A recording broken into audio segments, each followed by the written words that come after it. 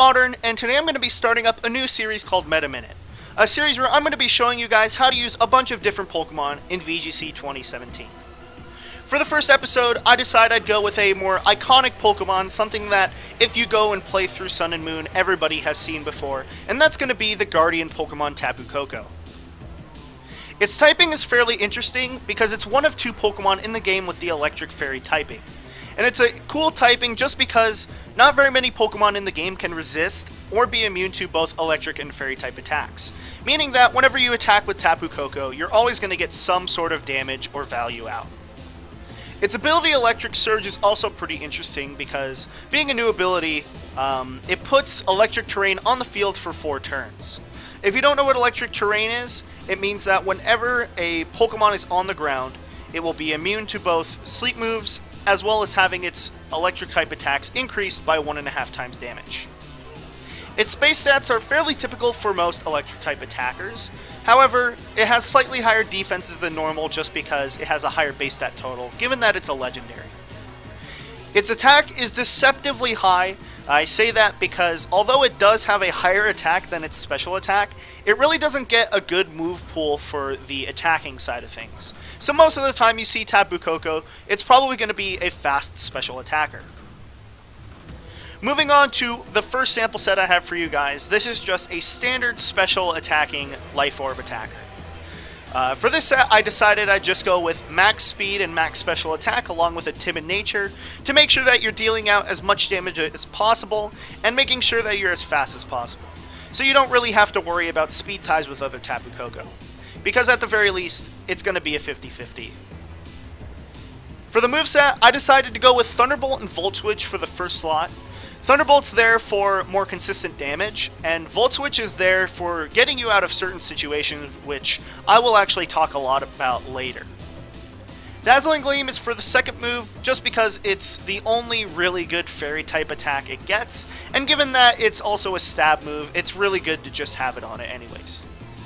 For the third move, I decided that Grass Knot, HP Ice, and Discharge are probably 3 of the best moves to have for coverage, just because Grass Knot lets you hit ground types for super effective damage, Hidden Power Ice makes it so you can one-hit KO Garchomp and Salamence, and Discharge is just there if you want to hit around Redirection or Lightning Rod, and it also gives you a second option for spread damage.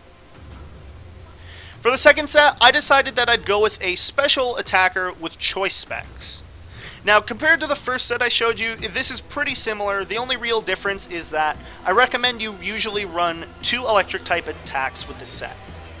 It's the same as before. You have max special attack and max speed as well as a timid nature, just to make sure you're as fast as possible and deal as much damage as possible. Volt Switch is the first move, and again, I'm going to be saying this a lot this episode, but Volt Switch is very good for keeping up momentum, and I think that Tapu Koko is very, very good at doing that. Hidden Power Ice, again, is there so you can hit Pokemon like Garchomp and Salamence, although with choice specs, you're actually dealing enough damage that you really don't need Grass Knot unless you really, really need it for coverage for your team. It also allows you to hit Tapu Bulu, which would otherwise sort of wall you just because it's a Grass Fairy. Doesn't really take much from your electric type attacks. For the third move, I decided a secondary electric type attack would be pretty good. Discharge is there just because hitting around Redirection is very, very good. A lot of people are running things like Marowak, Togedemaru, a lot of different ground types. And so in a lot of situations, it just gets rid of any 50-50s you have to deal with. You can just go for Discharge, not worry about it, and you'll deal a lot of damage. Thunderbolt's also there, just in case if you don't want to use Discharge, or maybe it doesn't fit with your team, like let's say you don't have a partner you can Discharge next to, you'll deal too much damage to them. Thunderbolt's just there for an option for consistent damage. Finally, we have Dazzling Gleam, and for the same reason as the last set, Dazzling Gleam just deals consistent damage, and it's also a spread type attack. I decided for the third set, I'd go with something a little bit more interesting. For this set, it's a Life Orb / Choice Band physical attacker. And compared to the other set, this just has max attack and speed with a Jolly Nature. So the exact same thing as the other 2 sets, except with investment in attack and also a Jolly Nature. For the first move, I just went with Wild Charge because it's the best physical electric type attack it gets. and since it has a higher base attack, it means you'll actually be dealing more damage comparably than when you're using Thunderbolt. The second move is Brave Bird, just so you can hit Pokemon that usually wall you, so for instance ground types, and specifically also grass types too, so whenever you see a Tapu Bulu, Brave Bird will be able to deal a lot of damage. U-Turn is there for the same reason as Volt Switch in the past two sets. I think that Tapu Koko is very, very good at keeping up momentum and dealing damage, and so U-Turn gives you a lot of options when you're using it. And again, I'll be talking about that in a little bit. For the last move, depending on which item you use, I have Protect for the Life Orb set and Quick Attack for the Choice Band set.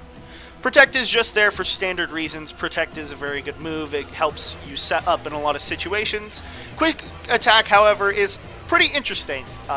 You have a bunch of different moves like Return and Giga Impact you might be able to try, but I think Quick Attack is pretty cool just because, let's say something is maybe Choice Scarfed or Focus Sashed, and maybe they're faster than you somehow, even though you are very, very fast with Tapu Koko. Quick Attack makes it so that you can just get rid of having to deal with those. Quick Attack will just get the KO if they're at like 1 HP or something. So, I don't know. Maybe you could mix it up a little bit. I think Quick Attack is pretty good if you're going to go with the Choice Band set though. Overall, when you're using Tapu Koko, I think it's really good for two things. First of all, dishing out a lot of damage, and second of all, keeping up momentum and winning terrain wars. Obviously, given the fact that every single item I have said for Tapu Koko and all of the spreads I've given you are all full attack or full special attack, all damage increasing items, you can get where I'm coming from when I'm saying that I think it's really, really good to run a damaging set with Tapu Koko. As for the board positioning aspect, I think that Volt Switch and U-Turn are very, very good on Tapu Koko, just because in a lot of cases, people will be prepared for Tapu Koko, and so if you want to get out of a bad situation, or maybe you want to conserve Tapu Koko in the back, you can go and use Volt Switch or U-Turn, deal a lot of damage, help set up KOs in some situations, and also conserve Tapu Koko in the back for later in the match. So you can use it later in the match, let's say, if someone has a Pokemon that's weak to it, you might be able to beat all of their partners and have Tapu Koko in the back to win the game. That's going to be the end of this first episode of Minute, guys. I'm really excited to do more videos for Sun and Moon, and especially for Meta Minute, as well as my Road to the Top series, and maybe a couple of other videos I might do here and there. Maybe viewer battles, maybe battles with friends or something. But other than that, guys, thanks for watching. If you enjoyed the video, or if this helped you out with learning how to use Tapu Koko, please go and leave a like.